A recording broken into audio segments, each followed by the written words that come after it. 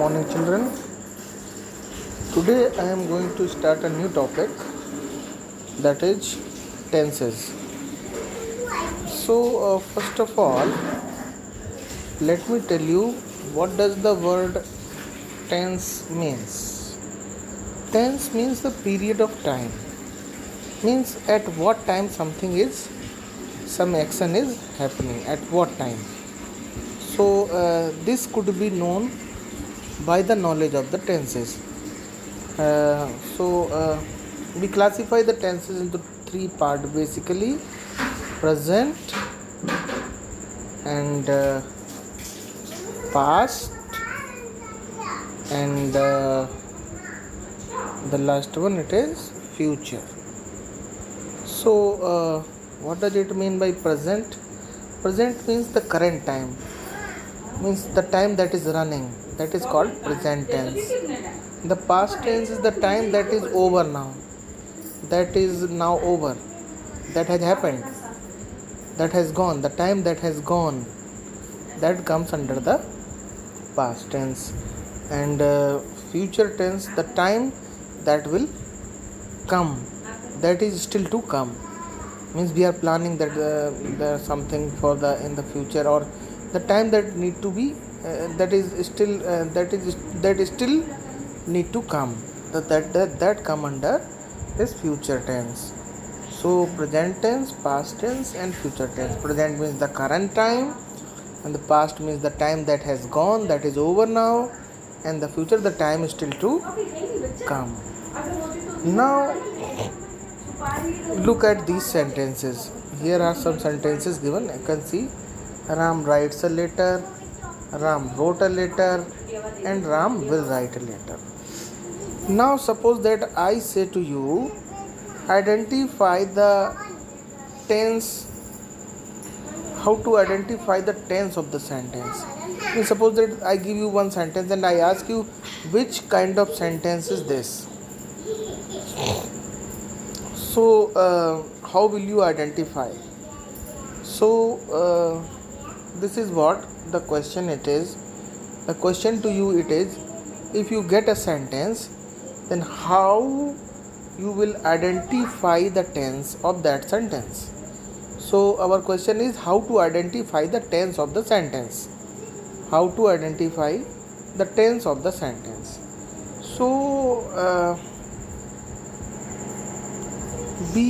How we can identify the tense of the sentence. So this is our question. How to identify the tense of a sentence. How to identify the tense of the sentence. So here we can see the same question, how to identify the tense of the sentence. So answer comes, just look at the verb of the sentence. How to identify the tense of the sentence? Just look at the verb of the sentence. Okay. Just look at the verb of the sentence. Now how we will know what is the verb in the sentence? So we have already read about the subject and predicate in the chapter. Suppose that this is a sentence, Ram is writing a letter. There is a sentence, Ram is writing a letter. This is a sentence, Ram is writing a letter. This is a sentence. And now we read in the chapter the doer of the work, which is called subject. So Ram is the subject here. Ram is doing the work. So which action is happening in this sentence? Writing. The work of writing is happening here. And what is written? Letter is written. Letter is written. So who is writing? Ram is writing. So who is doing this action of writing? Ram is doing the action of writing. So Ram will become the subject. And what action is happening in this sentence? Action of writing is happening. So the writing becomes the verb, and the action is known as the verb. So is writing is the verb, and what is happening, and later what is written? So letter is written. So the letter is an object. This we have read in our previous chapter, subject and predicate. Now from here we can identify what is the verb of the sentence. And once we get the verb of the sentence, we can easily find out which tense it is, provided that you must know the rule. You must know the rule of a particular tense. If you identify the verb, and now look at the verb. Is writing is the verb. Verb has got two parts. First part is helping verb, and second part is main verb.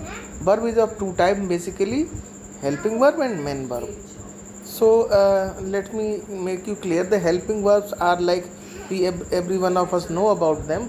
Is, am, are, was, were, has, have, had, do, does, did, will, would, shall, should, can, could, may, might, ought to, need to. These are the helping verbs. We also call them auxiliary verbs or helping verbs. Okay, so these all are the helping verbs. Clear? So we know all of them. We are studying the English for a long time, so we have used all of them, but they comes under the category of helping verb. Now if the helping verbs are these, then what are the main verb? So main verbs are real actions. What are the main verb? Main verb is a real actions. Like we do the action of sleeping. Sleep is a verb. Sleep is a main verb. We do talking. Talk is a main verb. We jumping. Jump is a main verb. Any action, real action. Jump, run, read, write. Okay. So any kind of action is a main verb. Any kind of action is a main verb. Any kind of real action is a main verb. And helping verbs are these: is, am, are, was, were, has, have, had, will, would, shall, should, can, could, may, might, ought. This list you keep in mind, and better you can note it down also in your grammar notebook. If you forget it, then you need to keep in mind that is, am, are, was, were, has, have, had, will, would, shall, should. These are the helping verbs. And any action, any kind of action. Suppose that I am teaching to you. Teach is an action. So teach is a verb. You are learning. So learn is also a main verb. Okay, any action, any real action that is happening. When we are doing nothing, then we are sleeping. Sleep is also a verb. When we are in the sleep, we dream. Dream is a verb. Okay. So whenever we do nothing, then do breathing also. So breathe is a main verb. Any smallest of the action is a main verb. We smile is a verb. We laugh is a eat, drink. Any action comes under the category of main verb. Is that clear to you? I hope it is clear to you. Now if you know about the verb, then you can easily find out that which kind of sentence it is. But the thing that must be clear to the rule of that particular tense. You must be known with the rule of that particular tense. So that I am going to tell you. So today we are going to study. I told you that there are three tenses: present, past, and future in a previous slide. Now what I need to tell you. Now I need to tell you that I told you that there are three kinds of tenses: present, past, and future.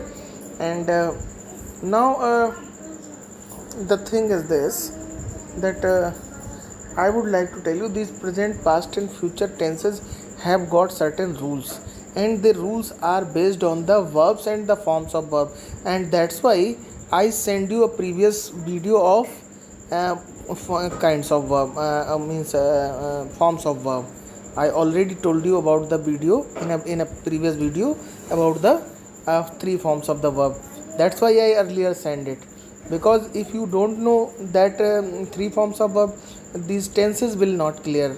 So if you have not watched that video on three forms of verb, then it is advised to you, first of all, go through that video, otherwise the chapter tenses will not be clear to you. Okay, so up to here I told you that there are mainly three tenses: present, past and future, and they all have got means their subclasses also. So means like present simple है ना, and past simple, future simple, then present continuous, past continuous, future continuous, present perfect, past perfect, future perfect.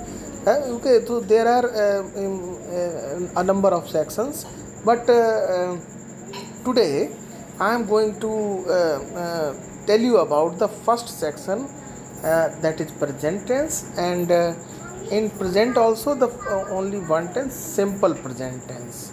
I am going to tell you about this simple present tense. So simple present tense, so as we have simple present tense, we also have simple past tense, we also have the simple future tense, but we will discuss about the simple past and simple future in the next chapters. So today we are going to have this simple present tense. So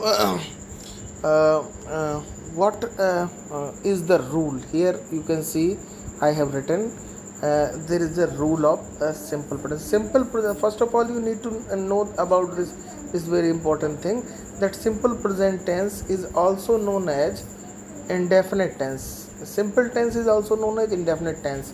If we talk about present, then it will become simple present tense. If we talk about past, then it will become simple past tense. If we talk about future, then it will become simple future tense.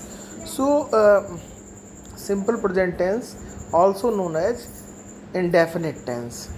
Simple present tense, so we can also say present indefinite tense. So this is the another name for the simple tense, indefinite. And what is the rule of this simple present tense? The rule is verb first form plus s or es with singular subject. Keep in deep of your mind. Verb first form. What verb first form? Main verb first form. If we ask about verb, it means I told you about the three forms of verb. These were the three forms of verb of which verb? Main verb. So when I talk about verb here, then that will be here V1, V2, V3, all these are main verbs. First of all, this must be clear to in your mind. So the rule of simple present tense is verb first form plus s or es, means if there is a verb, then there must be s or es will be added in the first form of the verb, and with singular subject. And if the subject is plural, then we add only verb first form. For example, if you see here, I can show you.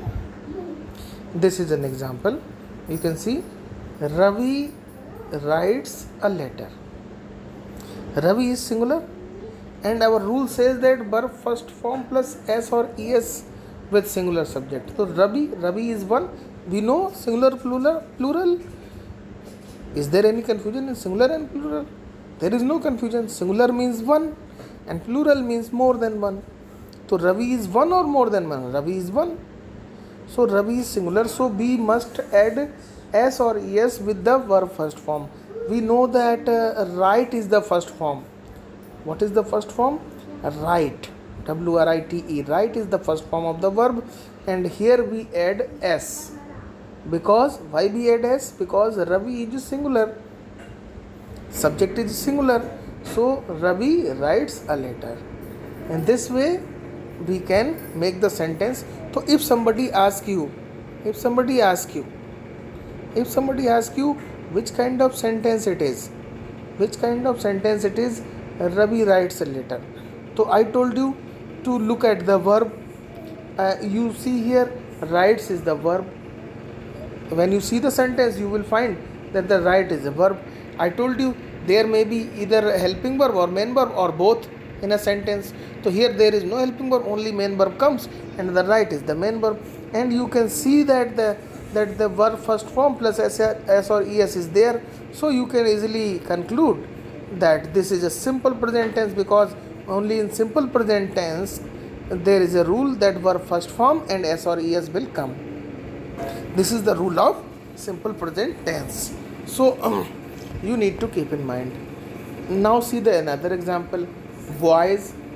Boys is one or more than one? Boys are more than one. Boys are plural. So here we use write only, because our rule says that verb first form only with plural subject. So boys, write a letter. I hope there is no issues. Now look at this I. I, though singular, but it takes a plural verb most of the times. I is singular. I means me. I is singular. I is one. But still, you need to keep in mind that I takes a plural verb, same as a plural. Like boys write, so I will not say I writes. I also take only write. So this you need to keep in mind, that with I we use only first form of the verb. Okay, all other singulars like Ravi, then you say Mukesh, then you need to add s. Sita, you need to add s. Okay, Rakesh, you need to add s.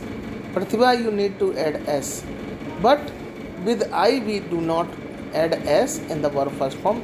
This is to keep in mind. So this is what our simple present tense. So I hope it is clear to you.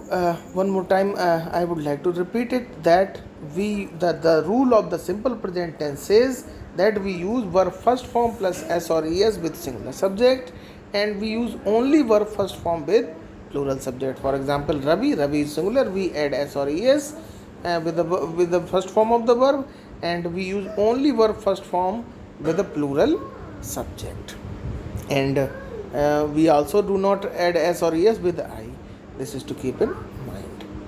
Now if I say to you, you can see, if I say to you that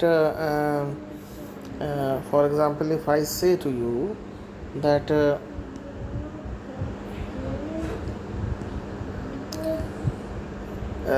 there is another rule. That was the rule number 1. Now there is another rule in simple present tense.